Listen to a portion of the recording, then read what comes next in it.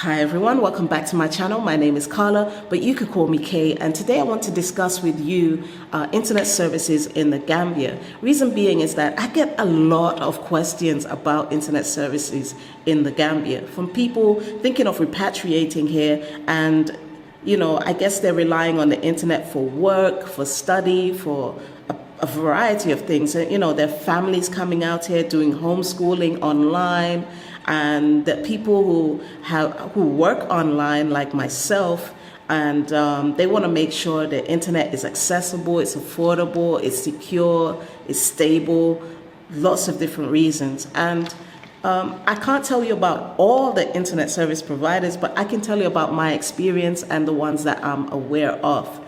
Now, there are two main ways that Gambians get access to internet, and that is through internet broadband service providers, and these are people who supply internet to your home or to your office, so domestic and commercial use. And then there are mobile phone companies. The two main internet service providers I'm aware of are Afrijula and NetPage. And in terms of the mobile phone companies, there are a lot. The main ones are Africell, QCell, Kumium, and Gamtel, but there are probably more out there. Now, I believe the majority of Gambians rely on the mobile phone companies for internet access, and they do this through their data on their phone as well as data on their routers. So they use routers in their homes to access the internet.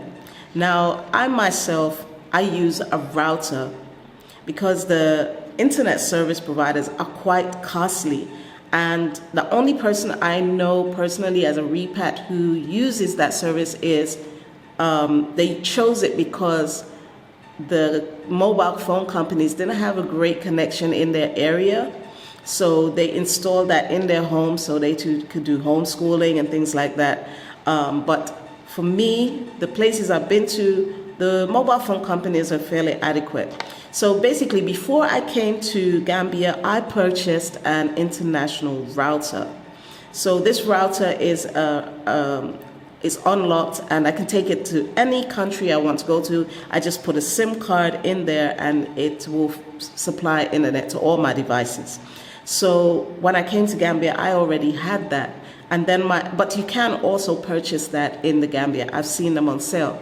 So now my router, I started using Africell in my router first of all, and it was sufficient. And within the first 4 months of being in the Gambia, I would say that there were 2 days where I couldn't access the internet because the network was down. That's because they were doing some major works on the telecommunication company or something, and they had to go down. So that was, that would be a problem depending on the type of work you do and how much you rely on the internet.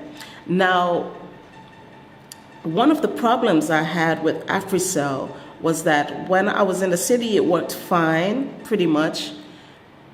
And I always ran out of data before the month ended. And I think I was paying a sufficient amount for my data. But then, because it's more expensive than the UK.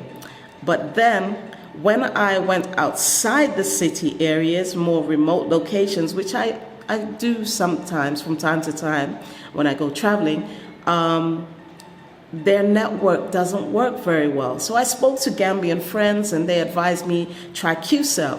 So I went over to QCell, and I must admit the customer service at Africell was pretty good. I enjoyed their customer service. When I went to QCell, I didn't enjoy the customer service as much, but their packages were better. I was getting double the amount of data for pretty much the same cost. And the speed was good, and the coverage was even better. So I could use my QCell in the city area as well as in remote areas. I'm not saying that the service was perfect in remote areas, but it was accessible, if you know what I mean. At home as well, I use my router to power probably 5 devices at one time, and it works pretty well. And but the only thing that I have with QCell was that I wasn't so happy with some of the customer service. But when I found one branch that the customer service was so good, I was so pleased with them that I even called the head office whilst I was there and praised these guys. And these guys were just so happy that someone spoke so highly of them to their head office. Anyway, but that's what I do. I mean, you don't only complain about bad service. I think it's also good to praise good service when you receive it. So yes, that's my experience with those telecommunications and the internet service. Now, the internet service is not 100% stable. I would be getting better internet service in the UK for half the price. So I'm paying roughly just under £50 probably per month, between £45 and £50 per month for internet access. And I can show you the bundles that I use. I don't know if this is going to be back to front on the camera when you get it, but I think you can see it. I go for the third one down, 3 MPBs and in speed, and that's 200 gigabytes for $2,755 per month. Now, for me, that never runs out, which is great. I can just use it at my leisure without thinking about it. 200. I never had to count gigabytes like that before. I kind of had an unlimited access in the UK, but now I have to know what 200 gigabytes means and how much I can do with that amount. Now, I think the service is pretty good, but if you are trading online, you do Forex and things like that, where stable and consistent internet service is really paramount for what you do, these services can be problematic. So you have to really use you have to take greater precautions in your trades. So you have to put in your stop loss and your take profits, or you'll be wiped out.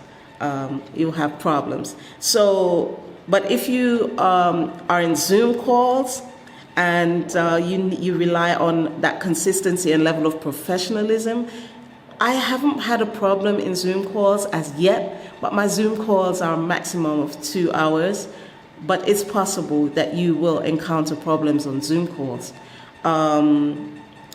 There may be ways around that, but it could cost you a substantial amount of money. Because I met a young man who told me that he installs security cameras within homes. And basically, to have security cameras in homes that you can watch from your mobile phone or various devices, you have to have stable internet service. And especially for the alarm systems, so that an intruder comes on your premises, you should get a notification on your phone. And to get that, you'll have to have really reliable internet service at home. So this young man was telling me of a way around that in the Gambia. I'm still looking into it. I'm still trying to understand exactly what he's explaining, but there may be a way around it, but it will cost you probably double the amount of money. Now, one of the good things we can look forward to in the future is that cheaper, faster, more reliable internet access is coming to Africa. It's coming to the continent. Last year, March, I read quite a lot of information on that.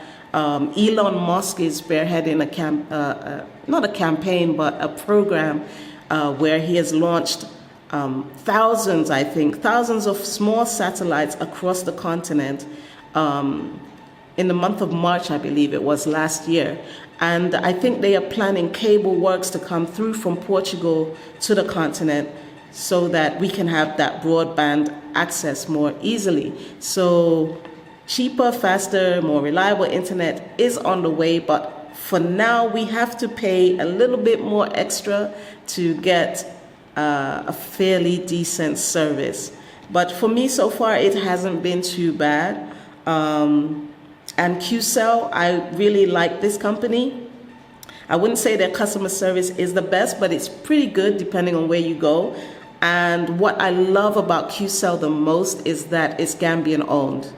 And so that's a great motivation for me to keep using it. And I get the double amount of data for the cost of other companies. So I hope you found that useful. I don't know if there's any more information you need from me regarding that. But if there is, do drop a note in the comments. If you haven't already done so, please do subscribe, hit the bell for notifications so that you'll know the next time I upload a video. And do like and share so that others will have access to this information as well. So that's it from me for now. Take care. Bye-bye.